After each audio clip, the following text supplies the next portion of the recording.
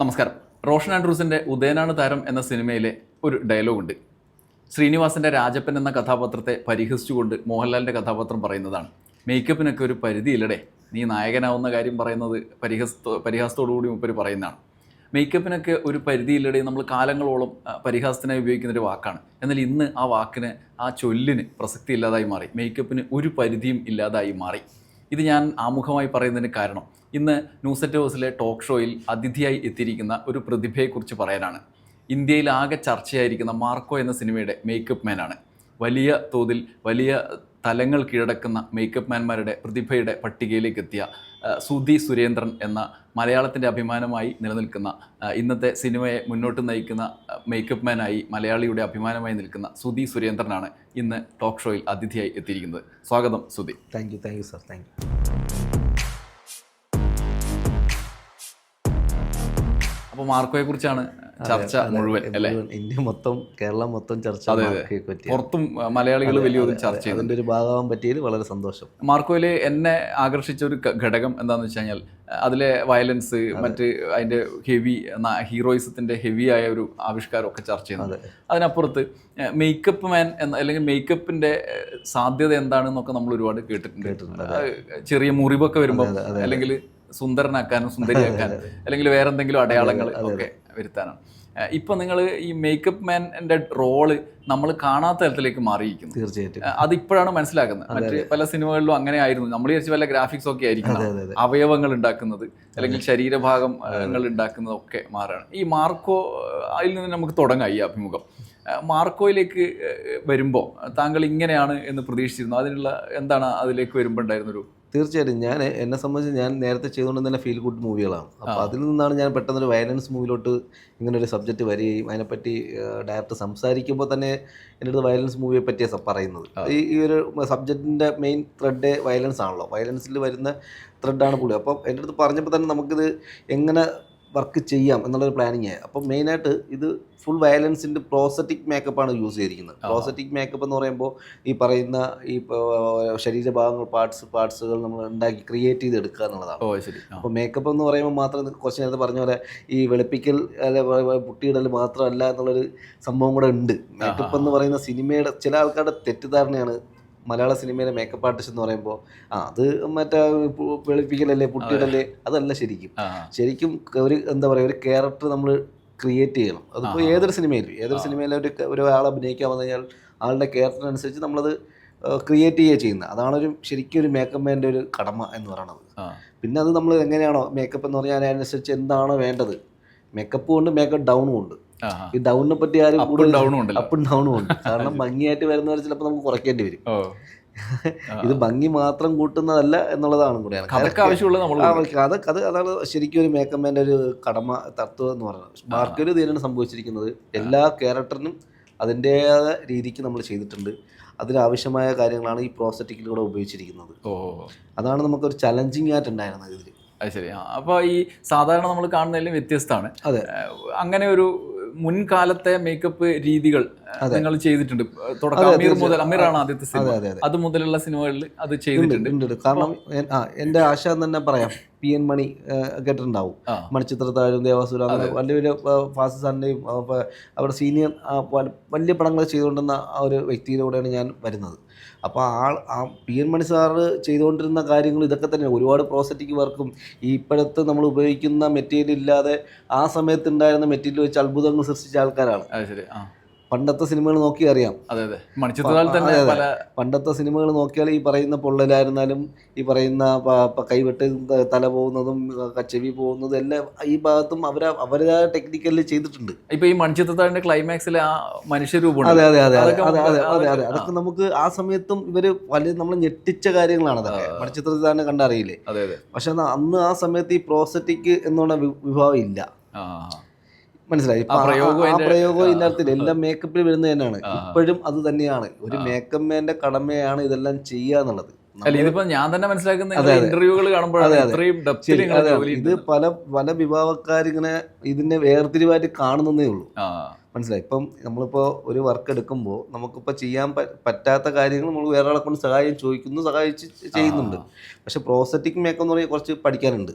അത് ശാസ്ത്രീയമായിട്ട് ശാസ്ത്രീയമായിട്ട് പഠിക്കാനുണ്ട്. അതിൻ്റെ കുറച്ച് കാര്യങ്ങൾ, അത് എങ്ങനെയാണ് ഇപ്പോൾ നമ്മൾ ഡൈ എടുക്കുന്നതും മോൾഡ് എടുക്കുന്നതും, അതുപോലെ തന്നെ അത് എന്തൊക്കെയാണ് യൂസ് ചെയ്യേണ്ടതെന്നും എന്തൊക്കെ മെറ്റീരിയലാണ് ഉപയോഗിക്കേണ്ടതെന്നും അതിനൊക്കെ നമ്മൾ സയൻസ് പരമായിട്ട് പഠിച്ച് തന്നെ ചെയ്യണം. അപ്പോൾ പെട്ടെന്ന് ഒരാൾക്ക് വന്നിട്ട് ആളുടെ കൈ ഉണ്ടാക്കാൻ പറഞ്ഞാൽ പറ്റത്തില്ല. ഇപ്പോൾ പണ്ടത്തെ ഒരാൾക്ക് വന്നിട്ട് ഹെഡിൻ്റെ മോൾഡ് എടുക്കാൻ പറഞ്ഞാലും പറ്റില്ല. അപ്പോൾ അതിൻ്റേതായ രീതിയിൽ പഠിച്ച ആൾക്കാർ ഇതിന് കൂടെ നിൽക്കുന്നത്. എൻ്റെ കൂടെ വർക്ക് ചെയ്യുന്നവർക്ക് അതിന് പഠിച്ച ആൾക്കാരാണ്. അല്ല, ഇപ്പം അതിലൊരു പ്രശ്നമുള്ളത്, ഇപ്പം നിങ്ങളിങ്ങനെ ഉണ്ടാക്കുന്ന സമയത്ത് ഈ ശാസ്ത്രീയമായ അറിവില്ലെങ്കിൽ ഉണ്ടാകാൻ ഇടയുള്ളൊരു പ്രശ്നം വലിയ സ്റ്റാർസ് ഒക്കെ ആണല്ലോ ഇതിൽ. ഇപ്പൊ ചോര ഇങ്ങനെയുള്ള സാധനങ്ങൾ ഉണ്ടാക്കുമ്പോൾ അത് മോശം എലമെന്റ് ആണെങ്കിൽ, കെമിക്കൽ പ്രശ്നമാണെങ്കിൽ ഈ നടനെ ബാധിക്കും. അതെ, സൈഡ് എഫക്റ്റ് ഉണ്ടാവും. നമ്മൾ ജീവനക്കാരെ ആകെ ബാധിക്കും. തീർച്ചയായും നമ്മൾ വേറൊരാളുടെ ദേഹത്ത് ഉപയോഗിക്കുന്നത് അത്രയും ജെന്യൂനിറ്റി ആയിരിക്കണം. കാരണം നമ്മളൊരു അഡ്ജസ്റ്റ്മെന്റിൽ ചെയ്യാൻ നിൽക്കിയാൽ ചിലപ്പോൾ അതെന്തെങ്കിലും ഇറിറ്റേഷനോ, എല്ലാവരും സ്കിന്നും ഒരേപോലെ അല്ല, സെൻസിറ്റീവാണ്. കാരണം പല പ്രശ്നങ്ങളുണ്ടാവും. അപ്പം അത് നമുക്കറിയുന്ന കാര്യങ്ങൾ കൊണ്ട് നമ്മൾ ഇപ്പം എനിക്കറിയാത്ത കാര്യങ്ങൾ എനിക്കറിയുന്നുള്ള ആൾക്കാരെ ഞാൻ കളക്ട് ചെയ്യുക, അതിൻ്റെ രീതിക്ക് നീങ്ങുക. അപ്പം നമ്മളത് പരീക്ഷിക്കാൻ നിൽക്കാറില്ല. അപ്പൊ ഈ ഡോക്ടർമാരെയോ അല്ലെ അങ്ങനെയുള്ള മെഡിക്കൽ സർവീസിൽ ആളുകളെ സഹായം തേടാറുണ്ട് പല കാര്യങ്ങൾക്കും. മെഡിക്കൽ ഫീൽഡിൽ നിന്ന് ഒരുപാട് എൻ്റെ ഫ്രണ്ട്സിൻ്റെ നമ്മൾ ചോദിക്കാറുണ്ട്, പല സഹായങ്ങളും ചോദിക്കും. കാരണം ഐ ഡ്രോപ്സ് ആയിരുന്നാൽ കൂടി നമ്മൾ ഉപയോഗിക്കുന്ന ഐ ഡ്രോപ്സ്, ഗ്ലിസറിൻ, അതൊക്കെ നമ്മൾ അതിനെ പറ്റിയൊക്കെ ശരിക്കും അറിഞ്ഞിരിക്കണം. നമ്മളിപ്പം ബ്യൂട്ടി മേക്കപ്പിനെ പറ്റി ബ്യൂട്ടി പ്രോഡക്റ്റ് മാത്രം പഠിച്ചാൽ പോരാ. എന്നെ സംബന്ധിച്ചൊരു മേക്കപ്പ് പഠിക്കാൻ പലതുമുണ്ട്.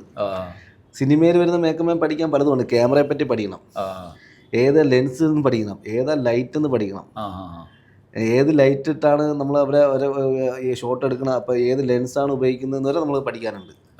അതൊക്കെ കൺട്രോൾ ചെയ്യാൻ മാത്രമേ നമുക്ക് ആ നാച്ചുറൽ എന്നുള്ള സാധനം കിട്ടുള്ളൂ. നമ്മളിപ്പോൾ ഒരാളെ കാണുന്ന ഇപ്പോൾ ഒരു ഭംഗിയാക്കുക, ഇപ്പം നല്ല അസൽ ബ്യൂട്ടി മേക്കപ്പ് ചെയ്യുന്ന ആൾക്കാരുണ്ട്, മേക്ക് ഓവർ ചെയ്യുന്ന ആൾക്കാരുണ്ട്, അവരെന്ന് നമ്മൾ പറയുന്നത്. പക്ഷെ അവരൊക്കെ ഉണ്ടാക്കുന്നതൊക്കെ നല്ല പ്രോഡക്റ്റിലും നല്ല ഭംഗിയായിട്ടാണ് ചെയ്യുന്നത്. പക്ഷെ നമ്മൾ ക്യാമറയിൽ വരുമ്പോൾ അതിൻ്റെ ഒരു റെസൊല്യൂഷനും കൂടെ നമ്മൾ പറഞ്ഞിരിക്കണം. ക്യാമറ, ലൈറ്റ്സ്, കാര്യങ്ങളൊക്കെ നമ്മൾ അതിലും വരണമല്ലോ. പിന്നെ അതിൽ വരണമല്ലോ, അതാണല്ലോ നമുക്ക് ഇമ്പോർട്ടൻറ്റ്. സിനിമയെ സംബന്ധിച്ച് ഒരു മേക്കപ്പ് മാൻ ചെയ്ത് കഴിഞ്ഞിട്ട്, ഒരു മേക്കപ്പ് ചെയ്ത് കഴിഞ്ഞ് വേറൊരാൾ പറയുകയാണ് അയ്യോ ഭയങ്കര മേക്കപ്പ് ഓവറാണെന്ന് പറഞ്ഞാൽ ഈ മേക്കപ്പ് മാൻ ചെയ്ത ഫെയിലിയറാണ്. ശരിക്കും സിനിമയുടെ മേക്കപ്പ് മാൻ ഒരാൾ ഒരു മേക്കപ്പ് ചെയ്യുമ്പോൾ വളരെ നാച്ചുറലായിട്ടും മേക്കപ്പ് ചെയ്തെന്നൊരു ഫീൽ വരാനേ പാടില്ല. അങ്ങനെ തന്നെയാണ് ഇപ്പോഴും വലിയ മേക്കപ്പ് ആർട്ടിസ്റ്റ് ആയിരുന്നാലും ആർട്ടിസ്റ്റുകൾ, പേഴ്സണൽ മേക്കപ്പ് ചെയ്യുന്ന ആർട്ടിസ്റ്റുകളുണ്ട്. പക്ഷെ നമ്മൾ അത്രയും നാച്ചുറൽ ആയിരിക്കും, നമ്മൾ അറിയത്തോലും ഇല്ല. ഇപ്പം ലാൽ സാറായിരുന്നാലും മമ്മൂക്ക സാറായിരുന്നാലും എല്ലാവരും ഈ പറഞ്ഞ പോലെ അവരുടേതായ സ്കിൻ ടോൺ മാച്ച് ചെയ്യുന്ന കാര്യങ്ങൾ ഉപയോഗിക്കാറുണ്ട്. പക്ഷെ നമ്മൾ ഒരിക്കലും അവർ ഭയങ്കര മേക്കപ്പ് ഇട്ട് കിടക്കുന്ന ആളെന്നാണ്, കുട്ടിയിട്ട് കിടക്കുന്ന ആളെന്ന് നമ്മൾ ആരും അറിയുന്നില്ലല്ലോ. അപ്പോൾ നമുക്ക് ഇതിലേക്ക് വരാം, ഡീറ്റെയിൽസ് വരണം.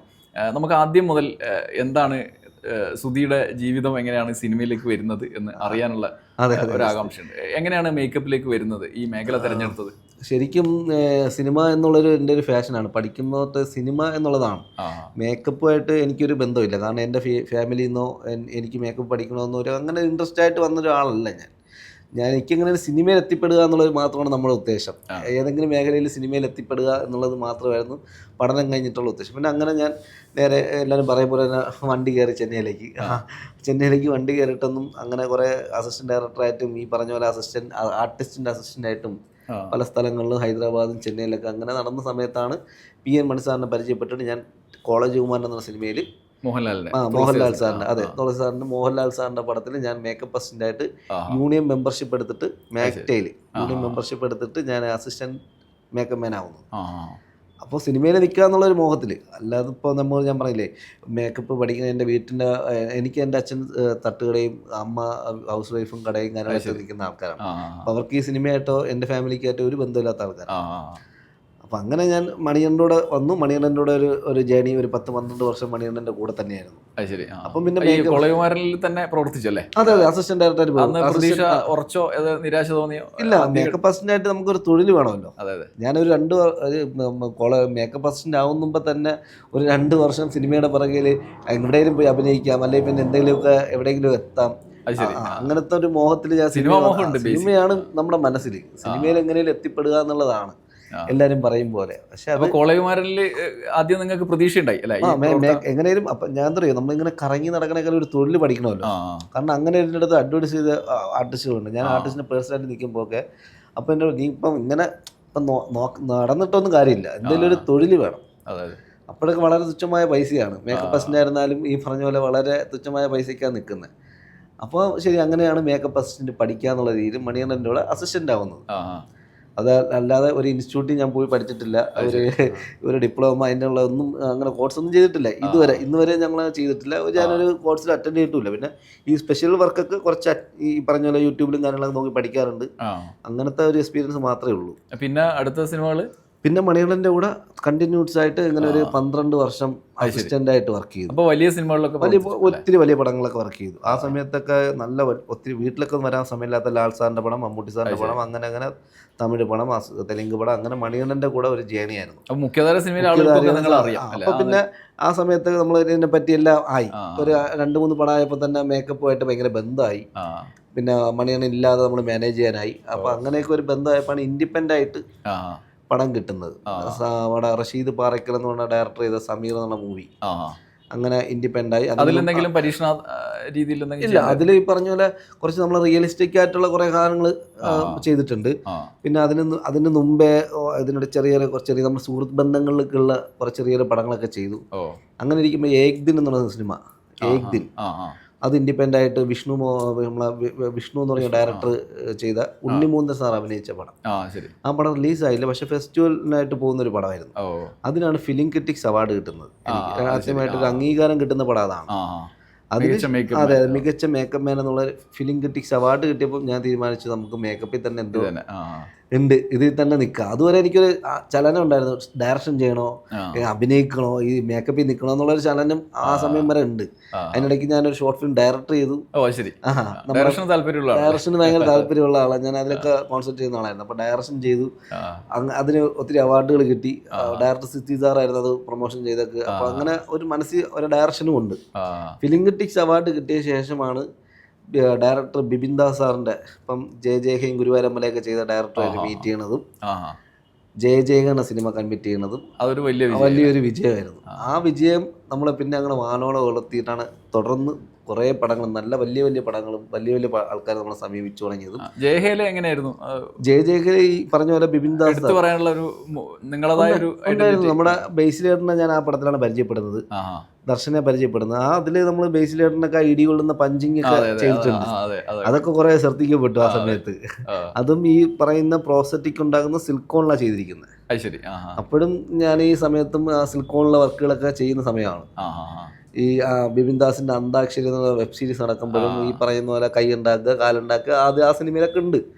അപ്പോഴൊക്കെ നമ്മൾ ഒറ്റയ്ക്ക് തന്നെയാണ്, കാരണം ഇതിന് സഹായിക്കുന്ന അപ്പോഴൊന്നും ആരുമില്ല, കാരണം നമ്മൾ അത്ര പോപ്പുലർ അല്ല സഹായിക്കാൻ. അന്താക്ഷരി വെബ് സീരീസ് ക്ലെയിമാണ്. അതിൽ വിരലുണ്ടാക്കുക, കൈ ഉണ്ടാക്കുന്ന പരിപാടിയൊക്കെ ഉണ്ട്, സ്റ്റിച്ച് ഇടുന്ന പരിപാടി. അപ്പൊ അതിലൊക്കെ ഞാൻ അന്ന് ആ സമയത്തും ചെയ്തതാണ്. അപ്പോൾ ആ ഒരു പ്രോസറ്റിക് മേക്കപ്പ് എന്ന് പറഞ്ഞാൽ നമുക്ക് ഭയങ്കര ഇൻട്രസ്റ്റഡ് ആണ്. അപ്പൊ ആ ഒരു രീതിയിലേക്ക് കടക്കുന്നത് അന്താക്ഷരി എന്നുള്ള മൂവിയിൽ കൂടെയൊക്കെ ചെറിയ ചെറിയ വർക്കുകൾ, ഇങ്ങനെ ചെറിയ വിരലുണ്ടാക്കുക, അതുപോലെ തന്നെ ഈ സ്റ്റിച്ച് ഇടുന്നത്, അതൊക്കെ നമ്മൾ സ്വന്തമായിട്ട് തന്നെ ആ സമയത്ത് കൈകാര്യം ചെയ്യുന്നത്. പഠിച്ചിട്ടുണ്ടാവില്ലേ? പഠിക്കുക വെച്ചാൽ നമ്മൾ യൂട്യൂബ് വഴി പഠിച്ച കുറേ കാര്യങ്ങളുണ്ട്. പിന്നെ ഈ മണികണ്ഠൻ്റെ കൂടെ വന്ന് മണികണ്ഠൻ ഈ സംഭവമൊക്കെ ചെയ്യുന്നതിൻ്റെ എക്സ്പീരിയൻസ് ഉണ്ട്. മണികണ്ഠൻ ആ സമയത്ത് ചെവിയും മൂക്കൊക്കെ ചെയ്ത് കണ്ടിട്ടുണ്ട്. അപ്പൊ ആ ഒരു എക്സ്പീരിയൻസും ഉണ്ട്. പിന്നെ റോഷൻ ചേട്ടൻ, മേക്കപ്പിലെ മായാമോഹിനിയൊക്കെ ചെയ്ത റോഷൻ ചേട്ടനാണ്. മായാമോഹിനിയും ഈ പറഞ്ഞ പോലെ പല വലിയ പടങ്ങൾ ചെയ്ത റോഷൻ ചേട്ടൻ, കമലഹാസൻ സാറ് പഠിച്ച ഇൻസ്റ്റിറ്റ്യൂട്ടിലാണ് പുള്ളി ഒരുമിച്ച് പഠിച്ചതാണ്. അതായത് പ്രോസറ്റിക് മേക്കപ്പ് മലയാളത്തിൽ നമ്പർ 1 ആയിട്ട് ചെയ്യുന്ന ഒരു വ്യക്തി റോഷൻ ചേട്ടനാണ്. പക്ഷെ പുള്ളി രംഗത്ത് വരുന്നില്ല എന്നാണുള്ളേ ഉള്ളൂ, പലർക്കും അറിയില്ലെന്നേ ഉള്ളൂ. ആളാണ് പല സിനിമകളിലും ഈ ദശാവതാരത്തിലുള്ള ആള് വർക്ക് ചെയ്ത ആളാണ്. അത്ര വെരി ടാലന്റ് ഉള്ള ആളാണ് റോഷൻ ചേട്ടൻ. റോഷൻ ചേട്ടനോട് ഞാൻ 1-2 പടം അസിസ്റ്റന്റ് ചെയ്തിട്ടുണ്ട്. അപ്പൊ അതൊക്കെ നമ്മുടെ മൈൻഡിൽ വെച്ചിട്ടാണ് ഞാനിത് ചെറിയ ചെറിയ വർക്കുകൾ ചെയ്യുന്നത്.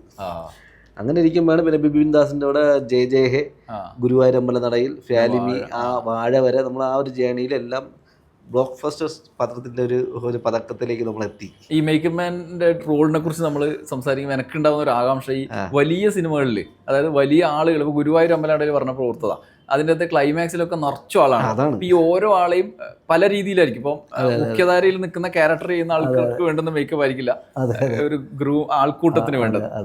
അതെങ്ങനെയാ ഗുരുവായൂർ അമ്പലനടയിൽ എങ്ങനെ? അതാണ് ഞാൻ പറയുന്നത്, നമ്മൾ മാർക്ക് ഒരു ഫുൾ ബ്ലഡ് ആയിരുന്നു. ഇത്രയും ബ്ലഡ് ഞാൻ പറയാം 100-200 ലിറ്റർ ബ്ലഡ് ഉണ്ടെങ്കിൽ ആ. പക്ഷെ അതിൻ്റെ ഓപ്പോസിറ്റ് ആണ് ഗുരുവായൂരമ്പലം. അത് ഫുള്ള് മേക്കപ്പ് ആയിരുന്നു. ആ. അവിടെ നിന്ന് മേക്കപ്പ് ഇത് ബ്ലഡ് വരും. അതിന് നമ്മളിപ്പോൾ ക്ലൈമാക്സ് പറഞ്ഞില്ല, സാറ് പറഞ്ഞ പോലെ 22 ദിവസമാണ് ആ ക്ലൈമാക്സ് ഷൂട്ട് ചെയ്തത്. ഓ. ഒരു ഗുരുവായൂർ അമ്പലം അങ്ങനെ സെറ്റ് ചെയ്തു. നമ്മൾ ആർട്ടായിട്ട് സുല്ലേട്ടൻ ആ ഗുരുവായൂരുള്ള അമ്പലം നേരെ എറണാകുളത്തൊരു ഗ്രൗണ്ടിൽ സെറ്റ് ഇട്ടു. ആ. ഗുരുവായൂർ അമ്പലം സെറ്റ് ഇട്ടെങ്കിൽ അവിടെയുള്ള ക്രൗഡ് നമുക്ക് 15-20 ദിവസവും 1500 ജൂനിയേഴ്സും ഈ പറഞ്ഞ പോലെ 50 ഡാൻസേഴ്സ്, കല്യാണം, അത് ആംബിയൻസ് അമ്പലത്തിൽ എങ്ങനെയാണോ നമ്മൾ അമ്പലം ഗുരുവായൂർ അമ്പലം കാണുന്ന അതേ ആംബിയൻസ് ചെയ്യണം. അപ്പോൾ എന്നെ സഹായിക്കാനായിട്ട് ഒരു 30 പേരുണ്ടായിരുന്നു. 35 പേര് എൻ്റെ കൂടെ മേക്കപ്പും ഹെയർ സ്റ്റൈലും അസിസ്റ്റൻസ് ആയിട്ടുണ്ടായിരുന്നു. അപ്പോൾ ഞങ്ങളൊരു പ്ലാനിങ്ങിൽ രാവിലെ 3:30 മേക്കപ്പ് തുടങ്ങും, 7 മണിക്ക് ക്രൗഡ് സെറ്റപ്പ് എല്ലാം റെഡിയാവും. 7 മണി തൊട്ട് 9 മണി വരെ ആർട്ടിസ്റ്റിനെ റെഡിയാക്കും. 9 മണി ഫസ്റ്റ് ഷോട്ടാണ് എല്ലാ ദിവസവും, ആർട്ടിസ്റ്റ് വിത്ത് ആർട്ടിസ്റ്റിനെ. അല്ല, അപ്പം ബാക്കിയുള്ള ആൾക്കാരെന്ന് പറഞ്ഞാൽ ഈ 50 കല്യാണം ഉണ്ടല്ലോ, കല്യാണ പെണ്ണുങ്ങളെ ബ്രൈഡൽ ചെയ്യണം, ബ്രൈഡൽ ചെക്കന്മാരാക്കണം, 50 ഡാൻസേഴ്സിനെ റെഡിയാക്കണം, ഈ ആർട്ടിസ്റ്റിനെ റെഡിയാക്കാനാണ് മേക്കപ്പ്. പിന്നെ ഇതിലുള്ള ക്രൗഡ് ഉണ്ടല്ലോ, ക്രൗഡിനെ വരെ നമ്മൾ ഹാൻഡിൽ ചെയ്യണമെന്ന് പറഞ്ഞാൽ അമ്പലത്തിലോട്ട് പോകുമ്പോൾ ചന്ദനം പാടില്ല, അമ്പലത്തിൽ നിന്ന് തിരിച്ചു വരുമ്പോൾ ചന്ദനം വേണം. അപ്പോൾ അത് മാനേജ് ചെയ്യാൻ വേണ്ടി വരെ 2 പേരെ നിർത്തിയിരുന്നത്. കാരണം അത് ബിബിൻചാന്റെ നിർബന്ധമാണത്. അത് ക്രൗഡ് കൺട്രോൾ ചെയ്യുന്ന ഡയറക്ടർമാരുടെ അസോസിയേഷൻ്റെ ഒക്കെ നിർബന്ധമായിരുന്നു. അത് നമ്മൾ പ്രത്യേകം ശ്രദ്ധിക്കണം, അതൊക്കെ നമ്മുടെ ഉത്തരവാദിത്തമാണ്. അപ്പോൾ അത് എൻ്റെ കൂടെ നിൽക്കുന്ന അസിസ്റ്റൻസിന് ഞാൻ അതിന് വേണ്ടി മാത്രം 2 പേര് നിർത്തിയിട്ടുണ്ട്. കാരണം പാസിംഗ് ഷോട്ട് വരെ നമ്മൾ നോക്കുന്നതാണ് ഐഡന്റിറ്റി, മനസ്സിലായില്ലേ? നമ്മൾ ചന്ദന കുറി വരെ വന്ന് വരുന്ന ആളും ചിലപ്പോൾ വേറെ അമ്പലത്തിൽ പോയിട്ട് വരുന്ന ആളായിരിക്കാം, ഓഫ്കോഴ്സ്. എന്നാലും നമ്മൾ പറയുകയാണ്, അങ്ങനെ ഒരു ഫോളോ അപ്പ് ഉണ്ടായിരുന്നു. ചന്ദനം ഇട്ട് ഇപ്പം തിരിച്ച് അമ്പലത്തിൽ നിന്ന് തൊഴുതു വല്ലതും ചിലപ്പോൾ ചന്ദനം ഇടാതെ വരുന്നവനായിരിക്കും. അവിടെ അങ്ങനത്തെ ഒരു ഫ്രഷ്നെസ് എപ്പോഴും നമ്മൾ അമ്പലത്തിൽ മാനേജ് ചെയ്തിട്ടുണ്ട്. അത്രയും ക്രൗഡാണ്. ശരിക്കും ആ സിനിമ കണ്ടവർക്കറിയാം, ഗുരുവായൂർ അമ്പലം കണ്ടവർക്കറിയാം, ഗുരുവായൂരും ഇതുമായിട്ട് ഒരു വ്യത്യാസമില്ലല്ലോ. ഇല്ല, മാത്രല്ല ഈ ഗുരുവായൂർ ആ കലാ സംവിധാനത്തിനൊപ്പം ഈ ഗുരുവായൂരിൽ നിന്ന് വരുന്ന ആളുകളെ മൂഡ് നമുക്ക് പൂ വെക്കണം ഡെയിലി, തലയിൽ പൂ ഡെയിലി, നല്ല പൂ മേടിക്കുമല്ലോ, 10,500 മുഴം പൂ ഡെയിലി വേണം. പൂ മാറി പിന്നെ പ്ലാസ്റ്റിക് പൂവായി, അങ്ങനെ കുറെ സംഭവം ഉണ്ടായിട്ടുണ്ട് അതില്. അപ്പൊ ഒരു വലിയ ടീം ഉണ്ടാവും. ഈ ഹെയർ സ്റ്റൈല് ചെയ്യാൻ ലേഡീസ് ഉണ്ടാവും. ലേഡീസ് നിങ്ങളുടെ ഡിപ്പാർട്ട്മെന്റ് എല്ലാം മേക്കപ്പിന്റെ ഡിപ്പാർട്ട്മെന്റിലാണ്. ഹെയർ സ്റ്റൈല്, അസിസ്റ്റൻസ്, പ്രോസറ്റിക് എല്ലാം മേക്കപ്പിന്റെ ഡിപ്പാർട്ട്മെന്റിൽ ഒരു മേക്കപ്പ് മാന്റെ കീഴിൽ വരുന്ന ആൾക്കാർ തന്നെയാണ്. ഇവർക്കൊന്നും സെപ്പറേറ്റ് ഒരു ഡിപ്പാർട്ട്മെന്റ് ഇല്ല. പുറത്തൊക്കെ പോലെ അങ്ങനെ ഇല്ല. ഒരു മേക്കപ്പ് മാൻ എന്നുള്ള രീതിയിൽ മേക്കപ്പ് മാന്റെ കൂടെ നിൽക്കുന്ന ആൾക്കാരാണ് ഇവരെല്ലാവരും. ഒരു മേക്കപ്പ് മാന്റെ കൂടെ നിൽക്കുന്ന അസിസ്റ്റൻസ് ആയിരുന്നാലും ഹെയർ സ്റ്റൈൽസ് ആയിരുന്നാലും നമ്മളെ കൂടെ വഹിക്കുന്ന പ്രോസറ്റിക് വർക്കാർ നമ്മുടെ ടീം തന്നെയാണ്. ഇതിനൊരു വേർതിരിവ് അവൻ വേറെ ഡിപ്പാർട്ട്മെന്റ് ഇവർ അങ്ങനെയൊന്നുമില്ല. അപ്പൊ ഈ പ്രധാന താരങ്ങളെ കൈകാര്യം ചെയ്യുന്നതും എല്ലാം അവരുടേതായ രീതിയിൽ നമ്മൾ കൈകാര്യം ചെയ്യുന്നത്. താരങ്ങൾ വരുമ്പോൾ എന്തായാലും സീനിയർ ആർട്ടിസ്റ്റ് വരുമ്പോൾ ഞാൻ പോയി തന്നെ പോകണം. അത് സീനിയർ ആർട്ടിസ്റ്റ് ഇപ്പം ജഗദീഷ് ചേട്ടനായിരുന്നാലും നമ്മുടെ ബൈ ചേട്ടനായിരുന്നാലും അവരൊക്കെ വരുമ്പോൾ എന്തായാലും പൃഥ്വിരാജ് സാറിനൊക്കെ പേഴ്സണൽ ആളുണ്ട്, പ്രമോദ് ഏട്ടനുണ്ട്, അതുപോലെ സീനിയർ ആർട്ടിസ്റ്റിനൊക്കെ പേഴ്സണൽ ആയിട്ടൊരു മേക്കപ്പ് മാൻ ഉണ്ടാവും. നമ്മൾ ആ ഫസ്റ്റത്തെ ഒരു ഗെറ്റപ്പ്, അതായത് സിനിമയുടെ ഫസ്റ്റ് ഗെറ്റപ്പ് ഉണ്ടല്ലോ. ഇപ്പൊ ഏതൊരു പടത്തിനും ഏതൊരു ആർട്ടിസ്റ്റിനും ഫസ്റ്റ് ഗെറ്റപ്പ് ഉണ്ട്. ആ ഗെറ്റപ്പ് മേക്കപ്പ് മാൻ ഡിസൈൻ ചെയ്യണം. ആ ഡിസൈൻ ചെയ്ത് നമ്മളൊരു പേഴ്സൺ നിൽക്കുന്ന മേക്കപ്പ് മാന് കൊടുത്തു കഴിഞ്ഞാൽ ഹാങ് ഓവർ ചെയ്തേ പുള്ളിയാണ് അത് മാനേജ് ചെയ്യണത്. അപ്പൊ പിന്നെ ആ ഭാഗത്തോടെ പിന്നെ നമ്മൾ പോകണ്ട. പിന്നെ എന്തെങ്കിലും സ്പെഷ്യൽ വർക്ക് ഉണ്ടെങ്കിൽ മാത്രം നമ്മൾ മാനേജ് ചെയ്താൽ മതി. അപ്പൊ അങ്ങനെയാണ് ഗുരുവായൂർ അമ്പലനടയിലെ എല്ലാ ആർട്ടിസ്റ്റിനും നമ്മൾ മാനേജ് ചെയ്തത്. ഈ ആർട്ടിസ്റ്റുകളുടെ ഭാഗത്ത് നിന്ന് എങ്ങനെ ഒത്തിരി പേര് നല്ല സഹകരണം. ആദ്യകാലത്ത് എന്ന് പറഞ്ഞാൽ ഈ ആ കാലമൊക്കെ മാറി. ഇപ്പൊ സിനിമയിൽ എല്ലാവരും, പണ്ട് ഞാനും കേട്ടിട്ടുണ്ട് ആർട്ടിസ്റ്റൊക്കെ ഭയങ്കര ഷൗട്ടിങ് ആണ്, ഭയങ്കര ടോർച്ചറിങ്, അങ്ങനെയൊന്നും ഇല്ല. തുല്യ ഇപ്പോഴത്തെ ഞാൻ വന്ന എൻ്റെ ഒരു ജേണലിൽ അങ്ങനെയൊന്നും എനിക്ക് വലിയ അനുഭവം ഉണ്ടായിട്ടില്ല. ഇപ്പം ചീഫായപ്പോഴും ആർട്ടിസ്റ്റ് നല്ല റെസ്പെക്ട് തരുന്നുണ്ട്. ഈ പറഞ്ഞ പോലെ നമ്മൾ പറയുന്നതിന് അവർ അംഗീകരിക്കുന്നുണ്ട്. ശരിക്കും ഒരു സ്പെഷ്യൽ വർക്ക് ഒരു ചെയ്യുമ്പോൾ ഒരു ആർട്ടിസ്റ്റിന് സഹകരണം ഉണ്ടെങ്കിൽ മാത്രമേ നമുക്ക് ചെയ്യാൻ പറ്റുള്ളൂ. അവരെന്തെങ്കിലും അവർക്കൊരു കംഫർട്ടബിൾ ആയില്ലെങ്കിൽ അത് പിന്നെ അത് ക്യാരക്ടർ കയ്യിൽ നിന്ന് പോകും, ലാസ്റ്റ് നമ്മുടെ കയ്യിൽ നിന്ന് പോകും. ഒരു വിഗ് വെച്ചാൽ കൂടി അത് ആർട്ടിസ്റ്റ് ഒരു കോൺഫിഡൻ്റ് ആവണം. നമ്മളിപ്പോൾ ബൈച്ചേട്ടനല്ല, ഇപ്പം സിദ്ദിഖ് സാറിന് തന്നെ ഒരു വിഗ് വെച്ച് കഴിഞ്ഞാൽ അവർ കോൺഫിഡൻ്റ് ആയിക്കഴിഞ്ഞാൽ പകുതി ജോലി കഴിഞ്ഞു. അതിലെന്തെങ്കിലും ഒരു പ്രശ്നം വരുമ്പോഴാണ് പിന്നെ മൊത്തം പ്രശ്നമാണത്. നമ്മളത് ചെയ്യുന്ന ജോലി ക്ലിയർ ആക്കുക. ജഗദീഷ് വലിയ വെല്ലുവിളി ആയിട്ടുണ്ടല്ലോ എല്ലാ സിനിമയിലും. അതെ, ഞാനിപ്പോ അടുത്ത് ചെയ്ത മുഖ്യ പടത്തിൽ ചെയ്തിട്ടുണ്ട്, ഇപ്പം ചെയ്തുകൊണ്ടിരിക്കുന്ന പടത്തിലും ചെയ്തിട്ടുണ്ട്. ജഗദീഷ് ചേട്ടനുണ്ട്. ജഗദീഷ് ചേട്ടൻ നമ്മളുമായിട്ട് ഭയങ്കര ബന്ധമാണ്. ബന്ധമെന്ന് പറഞ്ഞാൽ 2 ഹരിഹരനഗർ ഞാൻ വർക്ക് ചെയ്ത പടം വർഷങ്ങൾക്ക് മുമ്പ്. അപ്പം മുതൽ എന്നെ അറിയാം. അതിനുശേഷം കുറേ പടങ്ങൾ ഇങ്ങനെ അടുപ്പിച്ച് നമ്മൾ ചെയ്തിട്ടുണ്ട്. ഇപ്പോൾ ചീഫായപ്പോഴും അറിയാം. അപ്പോൾ നമ്മളൊരു ഓപ്ഷൻ, ഒരു ക്യാരക്ടറിൻ്റെ ഓപ്ഷൻ, ഇപ്പോൾ ഫാലിമിയിൽ തന്നെ മുട്ടയടിക്കുന്ന ഓപ്ഷൻ ഉണ്ടല്ലോ ലാസ്റ്റ്. അപ്പോൾ അത് ആളിന് ഭയങ്കര മുട്ടയടിക്കുന്ന പറയുമ്പോൾ ഭയങ്കര ആദ്യം ഒരു ബുദ്ധിമുട്ട് പറഞ്ഞു. കാരണം പല പടത്തിൻ്റെ കണ്ടിന്യൂറ്റിയാണ് മുടി. അപ്പം ഞാൻ ഈ പടത്തിൻ്റെ ഒരു ആ ബ്രീത്ത് നമ്മൾ പറയുമ്പോൾ തന്നെ ഒരു ഫീലിംഗ് പറയുമ്പോൾ തന്നെ ഇപ്പോൾ മോൾഡ് ഗ്യാപ്പ് എന്നുള്ള സാധനമുണ്ട്. നമ്മൾ മുട്ടയടിക്കാതെ തന്നെ മോൾഡ് ഗ്യാപ്പാക്കിയ മുട്ടയാക്കാം. അപ്പോൾ ആ ഒരു സംഭവം ചെയ്യണതിന് പ്രശ്നമൊന്നുമില്ല. പക്ഷെ ആ ചെയ്യുമ്പോൾ ഉള്ളൊരു ആർട്ടിസ്റ്റിൻ്റെ കോൺഫിഡൻറ്റും മുട്ടയടിക്കുമ്പോഴുള്ള കോൺഫിഡൻറ്റ് വേണ്ട. അപ്പോൾ ജഗദീഷേട്ടൻ ഉദ്ദേശിച്ചത് മുട്ടയടിച്ചു കഴിഞ്ഞാൽ അത് ഭയങ്കര ഒന്നും കൂടി ഗംഭീരം. അങ്ങനെ അത് മുട്ടയടിക്കാൻ തീരുമാനിച്ചു, സ്വയം തയ്യാറായി. ആളപ്പം പറയുന്നത് ജീവിതത്തിൽ ആദ്യമായിട്ട് മുട്ടയടിച്ചത്. കാരണം നമ്മൾ പറയുന്നതിൻ്റെ ഒരു അതെ അതെ തീർച്ചയായും ഭയങ്കര ഭംഗിയായിരുന്നില്ലേ ആ ഒരു ക്യാരക്ടർ. നമ്മൾ എത്തൊക്കെ ഒരു ഇപ്പോൾ മോൾഡ് ഗ്യാപ്പ് വെച്ചാലും അത്ര ഒറിജിനൽ അത്ര വരുന്നത് എന്തായാലും ഒരു CG ടച്ച് ചെയ്യേണ്ടി വരും. അപ്പം പിന്നെ നമ്മൾ അതിനേക്കാളും നല്ലത് മുട്ടയടിച്ച് കഴിഞ്ഞാൽ ഭയങ്കര ഭംഗിയാണ്. പക്ഷെ മുട്ടയടിച്ചു പിറ്റേ ദിവസം മുടിയുള്ള സീനും വേണം. ശരി. അതൊരു ടാസ്ക് ആയിരുന്നു. അത് ആ സിനിമയിൽ ഒരാൾ പോലും അറിഞ്ഞിട്ടില്ല. മാത്രമല്ല അതിന് തലേന്നാളുള്ള മുടി അതേപോലെ വേണമല്ലോ. അതായത് മുട്ടയടിച്ച് കഴിഞ്ഞ് പിറ്റേ ദിവസം മുടിയുള്ള സീന് വേണം. കാരണം അങ്ങനെയാണ് അവർ പ്ലാൻ ചെയ്തത്. അപ്പൊ രണ്ടും ടാസ്ക് ആയിരുന്നു. ഞാൻ ആളുടെ എങ്ങനെയാണെന്നോ ഗെറ്റപ്പ് എന്നുള്ള രീതിയിൽ ആ സെയിം സാധനം വിക്ക് ചെയ്യിപ്പിച്ചു. നമ്മളെ ചെന്നൈയിൽ ആനന്ദനെ കൊണ്ട് ചെയ്യിപ്പിച്ചു. മുട്ടയടിച്ചു പിറ്റേ ദിവസം തന്നെ ഇത്രയും മുടിയായിട്ട് പുള്ളി അഭിനയിക്കുകയും ചെയ്തു. അത് ഭയങ്കര ഒരു രസമുള്ളൊരു എന്താ പറയുക ടാസ്ക് പരിപാടി എന്ന് വെച്ചാൽ അത് ഭയങ്കര അത്രയും ഭംഗിയായിട്ട് നമുക്ക് കിട്ടണം. അത് കോൺഫിഡൻറ്റ് വേണം, എങ്കിൽ മാത്രമേ നമുക്ക് ചെയ്യാൻ പറ്റുള്ളൂ. പിന്നെ മൂപ്പരയിലൊരു ഡെസ്പായ ഒരു മനുഷ്യനല്ലേ, പഴയ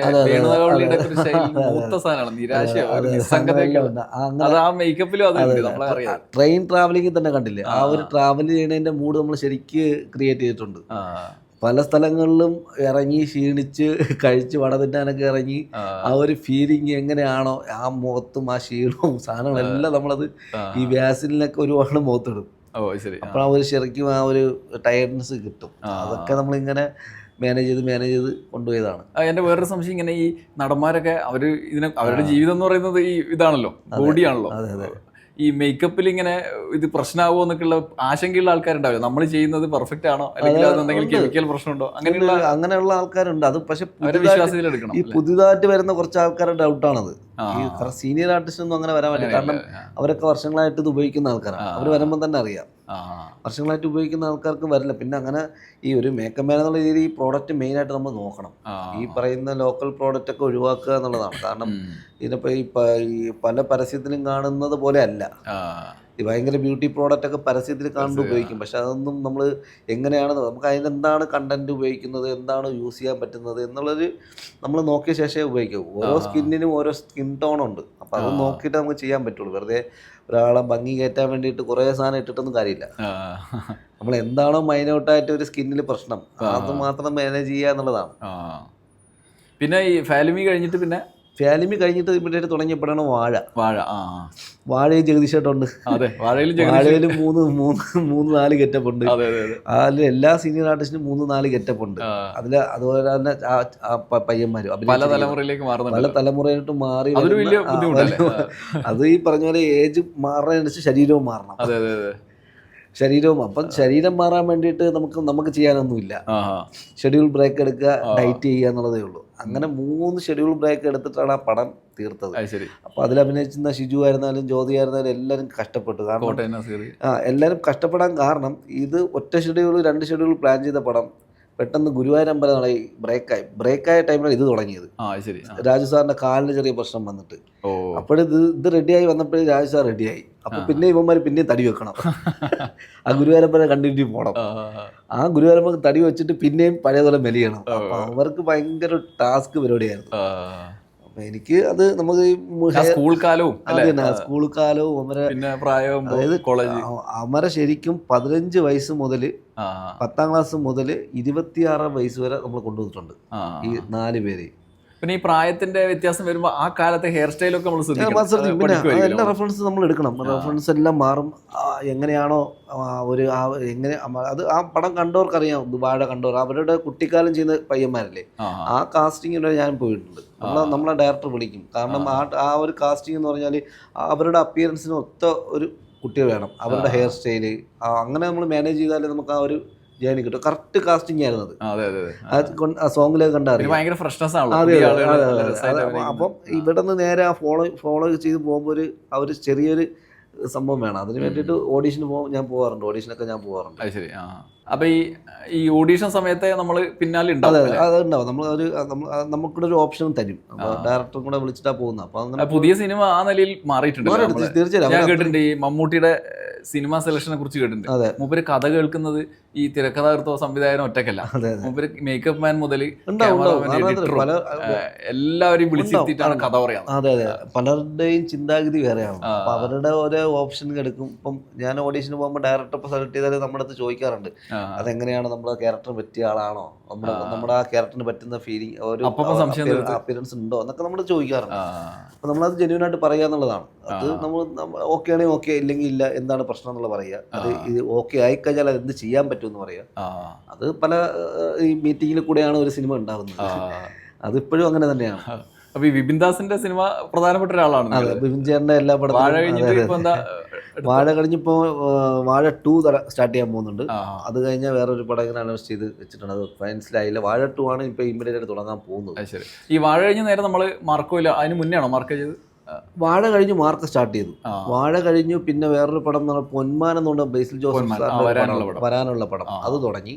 ജ്യോതിശങ്കർ ആർട്ട് ഡയറക്ടർ ആ പുള്ളി ചെയ്യുന്ന അത് തുടങ്ങി. അത് കഴിഞ്ഞിട്ട് നമ്മൾ ചെയ്യുന്നതാണ് മാർക്കോയിലോട്ട് ചോദിച്ചു. മാർക്കോ എടുത്ത സമയത്ത് പിന്നെ വേറെ പടം ഒന്നും കമ്മിറ്റ് ചെയ്യാൻ പറ്റാത്ത അവസ്ഥ. കാരണം ത്രൂ ആയിട്ടായിട്ട് നമ്മൾ മാർക്കോയിൽ വേണം. കാരണം ആ ഡയറക്ടർ സാറോട്, അനീഫ് സാറിനോട് ഞാൻ ആദ്യമായിട്ടാണ് വർക്ക് ചെയ്യുന്നത്. അനീഫ് സാറിന് ഒറ്റ ഡിമാൻഡേ ഉള്ളൂ, വേറെ വർക്കിലൊന്നും പോകാതെ ഫുൾ ടൈം സെറ്റ് വേണം. അപ്പോൾ പുള്ളി നേരത്തെ ചെയ്ത വർക്കിലൊക്കെ എന്തോ അങ്ങനത്തെ ഇഷ്യൂസ് ഉള്ള കാരണം ഫുൾ ടൈം സെറ്റിൽ വേണമെന്നുള്ളൊരു ഡിമാൻഡ് വെച്ചു. പിന്നെ അതും പോയിട്ട് എല്ലാ ഷോട്ടിലും സുധീര നേതൃത്വം വേണമെന്നുള്ളത് ഞാൻ മോണിറ്ററോടെ തന്നെ ഉണ്ട്.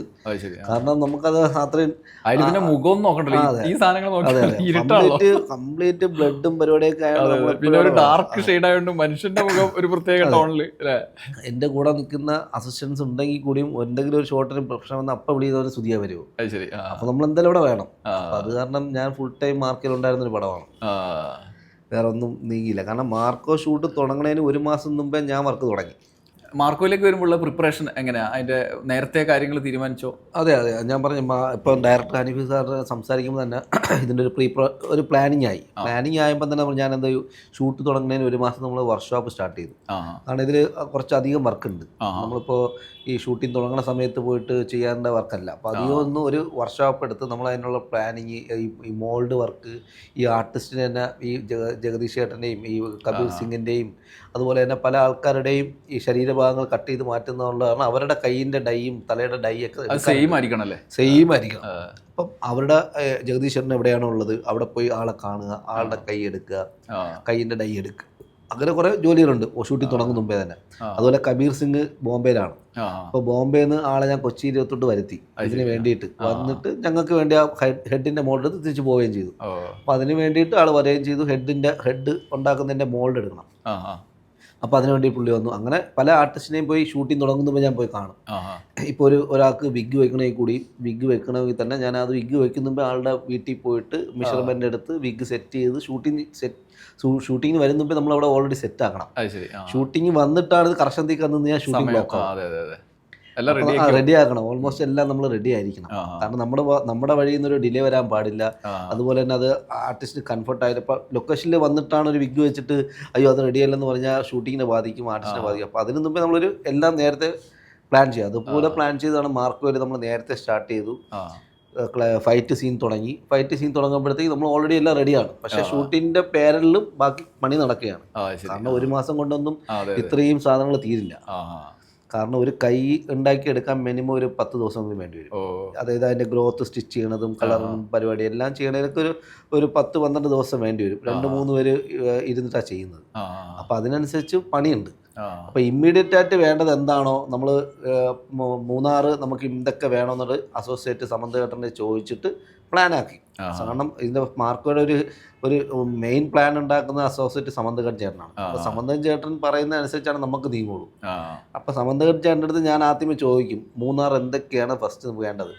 അപ്പോൾ അവിടെ വേണ്ടത് കൈ, ഈ ഫൈറ്റേഴ്സിന്റെ കൈ, ആ, ഈ പറഞ്ഞ പോലെ മറ്റവൻ്റെ ഹെഡ്, കഴുത്ത്, അതുപോലെ അങ്ങനത്തെ ആവശ്യം അവിടെ എന്താണ് ആവശ്യം അത് നമ്മൾ ആദ്യമേ റെഡിയാക്കുക. ആ. പിന്നെ ആ ഷൂട്ടിംഗ് ലൊക്കേഷൻ ഇരുന്ന് അടുത്ത എറണാകുളത്തോട്ട് പോകേണ്ട സാധനങ്ങൾ അവിടെ നിന്ന് തുടങ്ങുക. ഇത് പിന്നെ നമ്മുടെ ഈ ശരീരത്തിൽ നിന്ന് വെട്ടിമാറ്റുന്ന ഒരു അതെ അവയവമായി മാറുമല്ലോ. മാറും. അപ്പോൾ അതിൻ്റെ ഒരു വ്യത്യാസമൊക്കെ നമ്മൾ മനസ്സിലാക്കുന്നത് എങ്ങനെ? ഈ മെഡിക്കൽ മേഖലയിലെ ആളുകളൊക്കെ ചോദിക്കുമോ ബാക്കി? ഇല്ല, അതിന്റെ റെഫറൻസുകൾ നോക്കാറുണ്ട്. മെഡിക്കൽ അത് അങ്ങനെ ചോദിക്കാൻ പറ്റില്ല, കാരണം ഇത് എങ്ങനെയാണ് വെട്ടണമെന്ന് പറയാനില്ലല്ലോ, ആക്ഷൻ അല്ലേ. അപ്പോൾ നമ്മൾ അതിന്റെ റെഫറൻസുകൾ സാധാരണ എടുക്കാറുണ്ട്. കൈ കട്ട് ചെയ്ത് കഴിഞ്ഞ ശേഷം അതിൽ നിന്ന് വരുന്ന ബ്ലഡ് സോഴ്സ് എങ്ങനെയാണോ, ബ്ലഡ് അതെങ്ങനെയാണോ, കളറും കാര്യങ്ങളൊക്കെ നമ്മൾ റെഫറൻസ് നോക്കാറുണ്ട്. പക്ഷെ ഇത് നമ്മൾ ഇപ്പോൾ ഈ നമ്മുടെ ആ സിനിമ കണ്ടവർക്കറിയാം, അൻവർ എന്ന് പറഞ്ഞ വ്യക്തിയുടെ കൈ നമ്മൾ ഫുൾ കൈ ഉണ്ടാക്കിയിട്ടുണ്ട്. ആ കൈ ഫുൾ നമ്മൾ പ്രോസറ്റിക് കയ്യിൽ ഉണ്ടാക്കിയിട്ടാണ് ഫുൾ ലൈവായിട്ട് കട്ട് ചെയ്ത് മാറ്റുന്നത്. സാധാരണ നമുക്ക് ഒറിജിനൽ കൈ ബാക്കിലോട്ട് വെക്കുക ചെയ്യുക, ബാക്കിലോട്ട് വെച്ചിട്ടായിരിക്കും നമ്മളത് ചെയ്യുന്നത്. അപ്പോൾ അത് ഫുൾ ഫിറ്റ് ചെയ്തിട്ട് അതങ്ങനെ ചെയ്ത്, പക്ഷേ സെൻസറിങ്ങിൻ്റെ ഈ പ്രശ്നം കാരണം അത് ലൈവ് കട്ട് ചെയ്യുന്നത് മാറ്റിയിട്ട് ഫുൾ കൈ എടുക്കുന്നത്. അത് നമ്മൾ ഓൺ കയ്യിലാണെങ്കിൽ ഇപ്പോൾ CG പരമായിട്ടും കട്ട് ചെയ്യണത് എടുക്കാം. അതിൻ്റെ ഒരു ഡിഫറൻറ്റ് ഉണ്ട്. CG പരമായിട്ട് ഇപ്പോൾ ചെയ്യേണ്ട ഓപ്ഷൻ ഉണ്ട്. നമുക്കിതിൽ മാക്സിമം CG കുറയ്ക്കുക എന്നുള്ളതിലാണ് നമ്മൾ അത്രയും പ്രോസറ്റിക്കൽ അത്രയും ഒറിജിനാലിറ്റി ആക്കിയത്, ഡീറ്റെയിലിംഗ് കാണിച്ചത്. അല്ല, അതിലെ മാറ്റം ഞാൻ പെട്ടെന്ന് നമുക്ക് ആദ്യം പറഞ്ഞ മണിച്ചിത്രത്താഴ്ന്ന് ഇങ്ങോട്ട് വരും. അതെ അതെ അതെ. ഇപ്പോൾ ആ കാലത്തെ സൗകര്യങ്ങൾ ഉപയോഗിച്ച് വലിയ രീതി ചെയ്തതാണ്. പക്ഷെ അന്നത്തെ ആ കളറും ഇന്നത്തെ കളറും വ്യത്യാസം വന്നു, അന്നത്തെ രീതി വ്യത്യാസം വന്നു അല്ലേ? ആ ക്ലൈമാക്സിലെ വെട്ടല്. അതെ അതെ, ക്ലൈമാക്സിലെ ആ വെട്ടലും ആ ഒരു കറക്റ്റ് മെഷീൻ, പിന്നെ കളറ് ചുവപ്പ് കളറ് ഇന്നത്തെ ഒറിജിനൽ ബ്ലഡിന്റെ കളറിലേക്ക് നമ്മൾ മാറിയില്ല. അതിന്റെ ഒരു അപ്ഡേഷനും ഒരു വളർച്ചയാണല്ലോ എല്ലാ ഡിപ്പാർട്ട്മെന്റും. ക്യാമറ ആയിരുന്നാലും ലൈൻസ് ആയിരുന്നാലും, പണ്ട് ഞാൻ എൻ്റെ സിനിമ അനുഭവത്തിൽ ഞാൻ കണ്ടോണ്ട് MH ലൈറ്റ് എന്നൊക്കെ ഒരു വലിയ ലൈറ്റ്, ആ ലൈറ്റ് ഒന്നും ഇപ്പൊ ഇല്ല. ഇപ്പോഴൊക്കെ പാർ ലൈറ്റും മറ്റേ വാം ലൈറ്റും അങ്ങനത്തെ കുറെ ലൈറ്റ് അപ്ഡേഷനായി. അതുപോലെ ക്യാമറ തന്നെ ഇപ്പോൾ റെഡ് എന്നും പല സോണി വൈബ്സ് എന്നും പല ലെൻസുകളും പല ക്യാമറകളും ഉണ്ട്. അപ്പോൾ അതിനനുസരിച്ച് എല്ലാവരും മാറി, എല്ലാ ടെക്നീഷ്യൻസും അതിനുള്ള അപ്ഡേഷന് വന്നു, എല്ലാവരും അതിനനുസരിച്ച് എല്ലാ മാറ്റങ്ങൾ വന്നു എല്ലാത്തിലും. അപ്പം ഈ പറഞ്ഞ പോലെ മാറ്റത്തിനനുസരിച്ച് നമ്മൾ സഞ്ചരിക്കുക എന്നുള്ളതാണ്. ഈ സിനിമ ഇപ്പം പുറത്ത് വന്ന് ഒരു ഘട്ടം കഴിയുമ്പോഴാണ് ഈ മേക്കപ്പ് മാനെ കുറിച്ച് നമ്മൾ ചർച്ച ചെയ്യാൻ തുടങ്ങി. സിനിമ അവസാനിക്കുമ്പോൾ സുധി വിചാരിച്ചിരുന്നു ഇങ്ങനൊരു മാറ്റം ഉണ്ടാവും എന്നുള്ളത്? പൊതുസമൂഹം ഇങ്ങനെ ചർച്ച ചെയ്യുന്ന വിചാരിച്ചു? മാർക്കോ നമ്മൾ മനസ്സിലുള്ളതാണ്, കാരണം ഇത് എന്തെങ്കിലും ഒരു ചർച്ചയാവും എന്നുള്ളത് ഉറപ്പാണ്, കാരണം അത്ര വയലൻസ് ആണല്ലോ. അല്ല, അതല്ല ഞാൻ ഉദ്ദേശിച്ചത്, നിങ്ങളെ മേക്കപ്പ് മാൻ്റെ ഒരു വിരുദ് ഈ നിലയിൽ ചർച്ച വരും. കാരണം പറഞ്ഞിട്ടുണ്ട്, കാരണം ഞങ്ങൾ വർക്ക് ചെയ്യുമ്പോൾ തന്നെ എൻ്റെ കൂടെയുള്ള സുഹൃത്തുക്കളും അവിടെ വർക്ക് ചെയ്യുന്ന ആൾക്കാരും പറഞ്ഞിട്ട് ഇത് വലിയ ചർച്ചയാകാൻ പോകുന്ന വിഷയമാണ്. പല ആൾക്കാരും എൻ്റെ അടുത്ത് പറഞ്ഞിട്ടുള്ളതാണ്. കാരണം നമ്മുടെ വർക്കിൻ്റെ ഒരു ആ രീതിയും നമ്മൾ വർക്ക് ചെയ്ത് വെച്ചിരുന്ന ഡയറക്ടർ അനിം സാർ തന്നെ പല പ്രാവശ്യം പോയിട്ടുണ്ട്. കാരണം ഇത് ഇന്നെ വേറെ പൊസിഷനും കൊണ്ട് എത്തിക്കും കേട്ടോ. ആ പറഞ്ഞ വാക്കാണ് നമ്മളിപ്പോൾ ഇന്ത്യൻ മൊത്തം ചർച്ച ചെയ്യുന്നത്. കാരണം നമ്മൾ അങ്ങനത്തെ റിസൾട്ട് കൊടുത്തു കഴിഞ്ഞു. വർക്ക് നടന്നുകൊണ്ടിരുന്ന സമയത്ത് തന്നെ അതിലൂടെ ഒരു ഡിലേ വന്നിട്ടില്ല, എല്ലാം ഹെവി ആയിട്ട് ചെയ്ത് കൊടുത്തു. പണ്ടൊക്കെ നമ്മളെല്ലാം പഠിക്കുന്ന കാലത്തെല്ലാം അന്ന് വന്ന സിനിമയാണ് ഇന്ത്യൻ. അന്ന് നമ്മൾ ഈ മാഗസിനിലൊക്കെ വായിക്കും, ഹോളിവുഡിൽ നിന്ന് മേക്കപ്പ് മാൻ വന്നു, ഈ കമലഹാസന് മേക്കപ്പ്. ഒരുപക്ഷെ അതിനെ വെല്ലുന്ന തരത്തിലാണ് നമ്മളിപ്പോൾ ചെയ്യുന്നത് അല്ലേ? കേരളത്തിലിരുന്ന ഒരാൾ ചെയ്യുന്നത്. അതാണ് ഒരു ചർച്ചയായത്. കാരണം ഇത്രയും പ്രോസറ്റിക് വർക്കും ഇത്രയും വലിയൊരു എഫക്റ്റിൽ ചെയ്യുന്ന സാധാരണ പുറത്തുനിന്നാണ്. അപ്പം മലയാളത്തിൽ നിന്ന് ഇങ്ങനെ ഒരു മേക്കപ്പ് മാൻ ചെയ്തെന്ന് കേൾക്കുമ്പോൾ അവർക്ക് ചിലപ്പോൾ ആൾക്കാർക്ക് ഒരു അതിശയവും കൗതുകമാണ്. കാരണം ഇത് നമ്മൾ പെട്ടെന്ന് തമിഴ് സിനിമയെല്ലാം ആയിക്കൂടിയും പുറത്തുനിന്ന് വന്ന ആൾക്കാരെ ചെയ്യുന്നത്. അപ്പോൾ പുറത്തുനിന്ന് വന്ന് ചെയ്യുന്നതിൻ്റെ ഒരു എഫർട്ട് എന്ന് പറഞ്ഞാൽ മലയാള സിനിമയെ സംബന്ധിച്ച് അത് സാധ്യമല്ല. കാരണം അവരുടെ എക്സ്പെൻസ് ഭയങ്കരമാണ്. അവർ വരുന്ന ട്രാവലിംഗ് വെച്ച് നമുക്ക് ഒരു പടം ചെയ്യാം, അത്രയ്ക്കുള്ള എക്സ്പെൻസ് ആണ് അവർ വരുന്ന ടീയും ട്രാവലിങ്ങും കാര്യങ്ങളെല്ലാം. പക്ഷേ അവർ ഉപയോഗിക്കുന്ന അതേ മെറ്റീരിയൽ തന്നെയാണ് ഞങ്ങൾ ഇവിടെ വെച്ച് ചെയ്തത്. ഇത് സിലിക്കോൺ സ്മൂത്തിന് എന്ന് പറഞ്ഞ പ്രോഡക്റ്റാണ്. അത് USA എന്നാണ് വരുത്തിയിരിക്കുന്നത്. അവിടെ അവരെന്താണോ മെറ്റീരിയൽ ഉപയോഗിക്കുന്ന ആ മെറ്റീരിയൽ തന്നെയാണ് ഇവിടെ ഉപയോഗിച്ചിരിക്കുന്നത്. ഹോളിവുഡിൽ ഉപയോഗിക്കുന്ന അതേ സാധനം തന്നെയാണ് ഇത് നമ്മളിവിടെ ഉപയോഗിച്ചിരിക്കുന്നത്. ഇവിടെ വർക്ക് ചെയ്യുന്ന നമ്മളെ പോലെ മലയാളികളും നമ്മളെ പോലെ വർക്ക് ചെയ്യുന്ന ആൾക്കാരും ഒന്ന് മാത്രമേ ഉള്ളൂ. അവിടെ എന്തൊക്കെയാണോ റെഫറൻസ് ചെയ്യുന്നത് അതേ സാധനം തന്നെയാണ് ഇവിടെ ഉപയോഗിച്ചിരിക്കുന്നത്. പക്ഷെ എനിക്ക് തോന്നുന്നു ഭയങ്കര കുറച്ചും കൂടി ഡീറ്റെയിൽ വന്നിട്ടുണ്ട്. അതെ അതെ അതെ, സാധ്യത ഉപയോഗിച്ചു. അതും പോയിട്ട് നമ്മൾ 85 ഡേയ്സിൽ ഇത്രയും വലിയ പടം തീർത്തുന്നതാണ്. 85 ഡേയ്സിലാണ് ഈ ഇത്രയും വലിയ പടം തീർത്തിരിക്കുന്നത്. അതിന് മൊത്തം 100 ഡേയ്സിൻ്റെ ഒരു പരിപാടി നമ്മൾ കൊടുത്തിട്ട്, അതായത് 100 ഡേയ്സ് വരെ നമ്മൾ ബാറ്റ പോയി എന്ന് പറഞ്ഞാൽ നൈറ്റ് ബാറ്റ, അതായത് ഡേ 4 നൈറ്റ് പോകണം കൂടെ ചേർത്താണ് 100 ഡേയ്സ് വരുന്നത്. ശരിക്കും 85 ഡേയ്സ് വരെ നമ്മളിത് ഈ പടം കംപ്ലീറ്റ് ചെയ്തെന്നാണ്, ഇത്രയും വലിയ പടം, അത് ഇത്രയും വർക്ക് ഉണ്ടായിട്ട്. അപ്പം അത് എൻ്റെ മാത്രം കഴിവല്ല, ഞങ്ങളെല്ലാവരും ക്രൂ മെമ്പേഴ്സിൻ്റെ ഒരു കഴിവാണത്. എല്ലാ ഡിപ്പാർട്ട്മെൻറ്റ്, ആർട്ട് ഡയറക്ടർ സുനിലേട്ടർ ആയിരുന്നാലും കലാസംവിധാനം, ആ സുനിലേട്ടർ എന്ന് പറഞ്ഞാൽ വെറുതെ ബ്രില്യൻ വർക്കാണ്. ഓരോ ഫ്രെയിമും നോക്കിയാൽ നമ്മൾ സിനിമ ഇതുവരെ കാണാത്ത ഈ ജഗദീഷ് ചേട്ടനൊക്കെ ലാസ്റ്റ് ക്ലൈമാക്സിൽ കൊല്ലുന്ന സംഭവം കണ്ടില്ല, നല്ല മിഷ്യൻസ് ആണ് സെറ്റ് ചെയ്തിരിക്കുന്നത്. മേക്കിംഗ് നല്ല മിഷ്യൻസ് ആണ്. അതെ അതെ അതെ. അത് പിന്നെ അതിലൊരു ബോക്സിംഗ് ഫൈറ്റ്, അതൊന്നും മലയാള സിനിമയിൽ അടുത്തൊന്നും കണ്ടിട്ടില്ല. അപ്പോൾ അതൊക്കെ സുനിലേട്ടൻ ഭയങ്കര ഗംഭീരമായിട്ട് ചെയ്ത്. ഞാൻ പറഞ്ഞ മലയാളത്തിൽ ഈ സിനിമ എന്നല്ല, മലയാളത്തിലെ ടെക്നീഷ്യനെ കണ്ട് അസൂയപ്പെടുന്ന മറ്റ് ഇൻഡസ്ട്രിയിലെ ആൾക്കാരുണ്ട്. എനിക്ക് എന്താ അനുഭവം ഈ സിനിമ വന്നപ്പോൾ പുറത്തുനിന്നുള്ള ആളുകൾ അഭിനന്ദിച്ചിട്ടുള്ള ഉണ്ട്. പല ആൾക്കാരും എന്നെ വിളിച്ച് പറയാറുണ്ട്. ഇപ്പം മാർക്ക് വേണ്ടിന് പല ഫ്രണ്ട്സ് ഹിന്ദിയിൽ നിന്നായിരുന്നാലും, ഇന്നലെ ഹിന്ദിയിൽ നിന്ന് ഒരാൾ വിളിച്ച് കാര്യങ്ങളൊക്കെ ചോദിച്ചിട്ടുണ്ടായിരുന്നു. പിന്നെ തമിഴിൽ നിന്നും ഈ പറഞ്ഞ പല അതർ സ്റ്റേറ്റിൽ നിന്നും വിളിച്ച് എന്നെ ഇതാക്കാറുണ്ട്. അതാണ് ഞാൻ പറയുന്നത്. ഇപ്പം തമിഴിൽ നിന്ന് ഇപ്പം മഞ്ഞുമ്മൽ ബോയ്സ് എന്നുള്ള പടം വന്നില്ല, ആ മഞ്ഞുമ്മൽ ബോയ്സ് ചെന്നൈയിൽ ഭയങ്കര ഹിറ്റായ പടമാണ്. അപ്പൊ അവിടെ വർക്ക് ചെയ്ത എന്റെ ഫ്രണ്ട്സൊക്കെ വിളിച്ചിട്ട് ആർട്ട് ഡയറക്ടർ ആയിരുന്നു. ശരിക്കും അവർ അതിന്റെ ഒരു ആർട്ട് ഡയറക്ടർ മലയാളിയാണ്. അപ്പൊ ഞാൻ പറയില്ലേ, മലയാള സിനിമയിൽ വലിയ വലിയ ടെക്നിക്കൽ പരമായിട്ടുള്ള ആൾക്കാരുണ്ട്. ഇവരെ നോക്കി അസൂയപ്പെടുന്ന ആൾക്കാർ വേറെ ഉണ്ട്. കാരണം അവരെ കുറ്റം പറയാനില്ല കേട്ടോ, തമിഴിലും വലിയ വലിയ എല്ലാ ഡിപ്പാർട്ട്മെന്റ് ആൾക്കാരുണ്ടെങ്കിൽ കൂടിയും നമ്മുടെ ഈ ചെറിയൊരു ഇൻഡസ്ട്രിയിൽ നിന്നിട്ട് ഇത്രയും കഴിവ് തെളിയിക്കുന്ന പല ആൾക്കാരും ഉണ്ട്. പക്ഷെ രംഗത്തോട്ട് വരുന്നതേ ഉള്ളൂ. ഇപ്പോൾ മേക്കപ്പ് മാൻ എന്നുള്ള ആൾക്ക് നമുക്കിപ്പോൾ ഒരു സിനിമാ സംവിധായകനെ പ്രത്യേകമായി അയാളുടെ മേഖലയിൽ ചെയ്യാൻ ആഗ്രഹമുള്ള ചില കാര്യങ്ങളുണ്ടാവും. മേക്കപ്പ് മാൻ എന്നുള്ള ആൾക്കും അങ്ങനെ ഒരുപാട് സാധ്യതകളുണ്ട്. ഇപ്പോൾ മാർക്കോയിൽ താങ്കൾ ഒരു വേറൊരു തലമാണ് കീഴടക്കി. ഇനി മനസ്സിൽ എന്തെങ്കിലും ഉണ്ടോ നമുക്ക് ചെയ്യണം എന്നുള്ളത്? ഒരു കഥ ഒത്തുവരികയാണെങ്കിൽ അതിനനുസരിച്ച് എനിക്ക് ചെയ്യാൻ താല്പര്യമുള്ള ഒരു ഏരിയ ഉണ്ടോ എന്തെങ്കിലും? ഉണ്ട്, തീർച്ചയായിട്ടും. ഇനിയിപ്പം നമുക്കൊരു ബെഞ്ച് മാർക്കാണിത്. തീർച്ചയായും ഇതിന്റെ മേലെ ഇനി എന്ത് ചെയ്യണം ചിന്തിക്കണം. പക്ഷെ ഉത്തരവാദിത്വം കൂടും. വയലൻസ് തന്നെ ആവണമെന്നില്ല, കഴിവ് തെളിയിക്കാൻ ഒരുപാട് സ്പേസ് ഉള്ള സ്ഥലമാണ്. പക്ഷെ എന്തായാലും നമുക്ക് എന്തായാലും തീർച്ചയായിട്ടും നല്ലൊരു വർക്ക് എൻ്റെ ലൈഫിൽ ഇനിയും ഇത് നല്ല വർക്ക് തന്നെയാണ്. എന്നാലും ഇതിന്റെ മേലെ എന്ത് വരുമെന്നാണ് ഞാൻ ചിന്തിക്കുന്നത്. തീർച്ചയായിട്ടും കിട്ടിക്കഴിഞ്ഞാൽ ഞാൻ പൊളിക്കും. ഈ പുരാണ കഥകളോ അല്ലെങ്കിൽ വൈശാലിയൊക്കെ നമ്മൾ അതെ അതേപോലത്തെ ഒരു അതൊക്കെ ശരിക്കും ഫെസ്റ്റിവൽ മൂവി പോലത്തെ ഇൻട്രസ്റ്റ് ഉള്ള ഫെസ്റ്റിവൽ മൂവി പോലത്തെ വർക്കുകൾ നമ്മൾ ചെയ്യണം.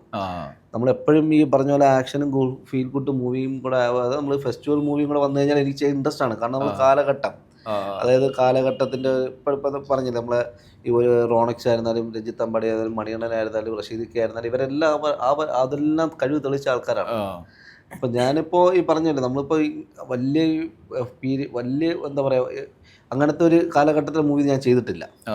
എനിക്കങ്ങനെ ചെയ്യണമെന്ന് ആഗ്രഹമുണ്ട്. തീർച്ചയായിട്ടും അങ്ങനെ ഒരു മൂവി വരണമെങ്കിൽ ഞാൻ നന്നായിട്ട് തന്നെ ചെയ്യുമെന്ന് വിശ്വസിക്കുന്നു. ഈ മേക്കപ്പ് മാനായി നിൽക്കുന്ന ആദ്യ കാലത്ത് അങ്ങനെ ഒരു സിനിമ മനസ്സിലുണ്ടായിരുന്നു? ഏതെങ്കിലും ഒരു ഉണ്ട്, പരശുരാജ എൻ്റെ മനസ്സിൽ അന്ന് കയറിയ ഒരു പോവാണ്. നമ്മൾ മേക്കപ്പ് മാനൊക്കെയായി ആ ഒരു പടം അടുത്ത് അന്നൊക്കെ പണ്ടത്തെ ആ ഫിലിം ക്രിറ്റിക്സ് അവാർഡ് കിട്ടുന്ന സമയത്തൊക്കെ ഞാൻ ഇന്റർവ്യൂ കൊടുത്തിട്ടുള്ള പരശുരാജയെ പോലത്തെ ഒരു പടം കിട്ടിയാൽ ഞാൻ തീർച്ചയായിട്ടും ചെയ്യുമെന്നുള്ള ഒരു ഇന്റർവ്യൂവിൽ ഞാൻ പറഞ്ഞിട്ടുള്ളതാണ്. പക്ഷെ അതൊക്കെ ഒരു ആഗ്രഹമാണ്. നമ്മൾ പരശുരാജയെ കണ്ടു വന്നതല്ലേ, അപ്പം അതിലെ മേക്കപ്പും അതിലെ കാര്യങ്ങളൊക്കെ കണ്ടപ്പോൾ നമുക്ക് ഭയങ്കര കൗതുകമാണ്. ഇതുപോലെയൊക്കെ ഇനി എന്ന് ചെയ്യാൻ പറ്റും, നമുക്ക് നമ്മളെപ്പോലുള്ള ആൾക്ക് എന്ന് ചെയ്യാൻ പറ്റും എന്നൊക്കെ ഞാനൊരു കൗതുകത്തിലൊക്കെ ആഗ്രഹിച്ചിട്ടുമുണ്ട്, പറഞ്ഞിട്ടുമുണ്ട്.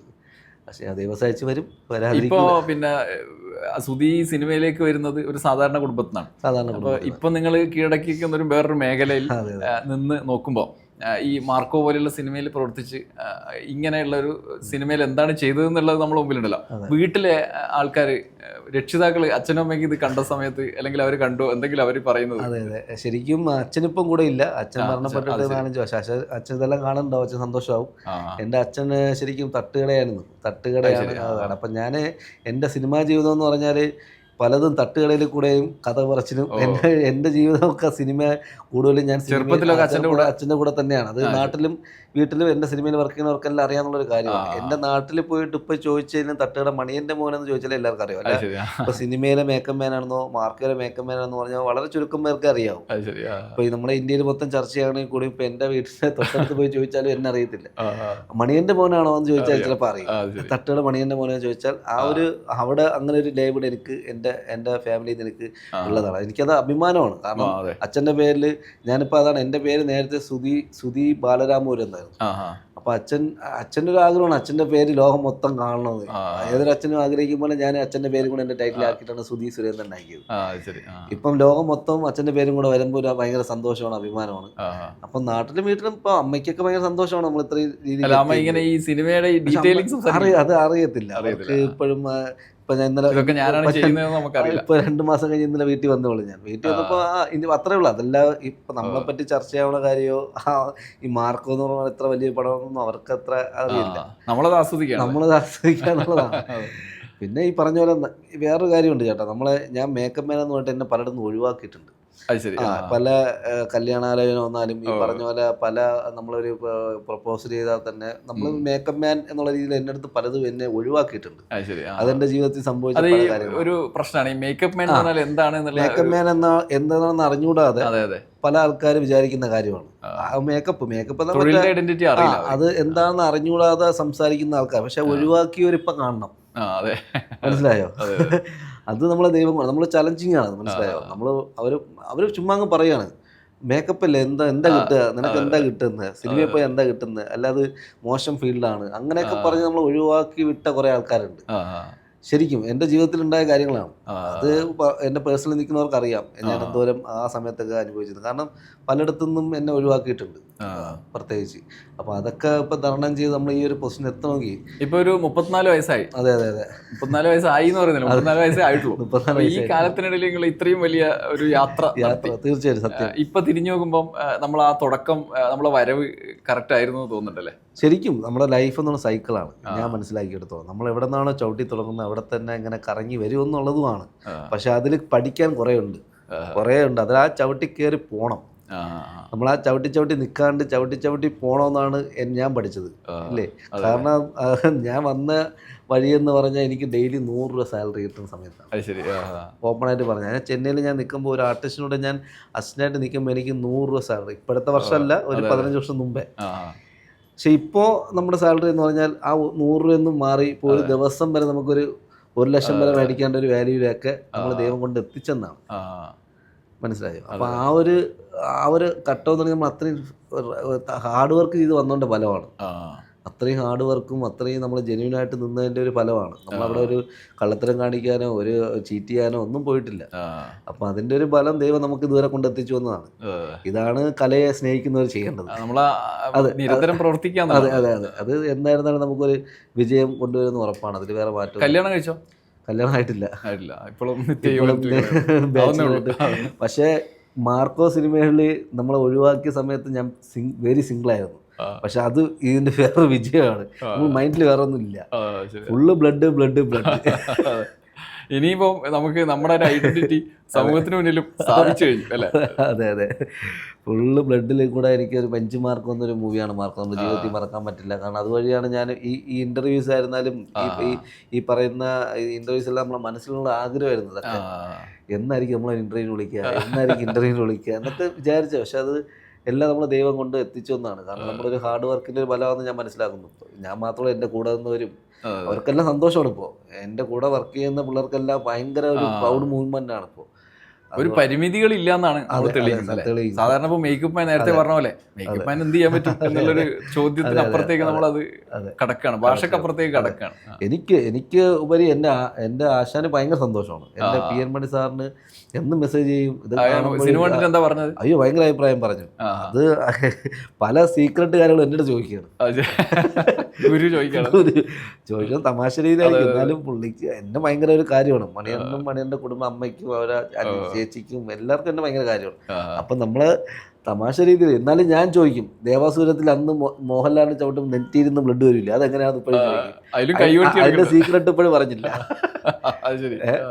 അപ്പൊ അതൊക്കെ നമ്മുടെ ഒരു സൗഹൃദവും ഒരു ബന്ധമാണത്. അതിന്റെയൊക്കെ ഒരു ഇതാണ് നമ്മളിപ്പോ ഇങ്ങനെ പോകുന്നത്. ഏതായാലും ഇനി നമുക്ക് വലിയ മേഖലകളിലേക്ക് മാറട്ടെ. മേക്കപ്പിന്റെ അതിരുകളില്ലാത്ത ലോകത്തിലേക്ക് നമ്മൾ യാത്രയാവണം. ഇത്ര നേരം സന്തോഷം ടോക്ക് ഷോയിൽ സമയം ചെലവഴിച്ചതിന് സോ മച്ച് സാർ. അടുത്ത ആഴ്ച നമുക്ക് മറ്റൊരു അതിഥിയുമായി വീണ്ടും വരാം. നന്ദി, നമസ്കാരം.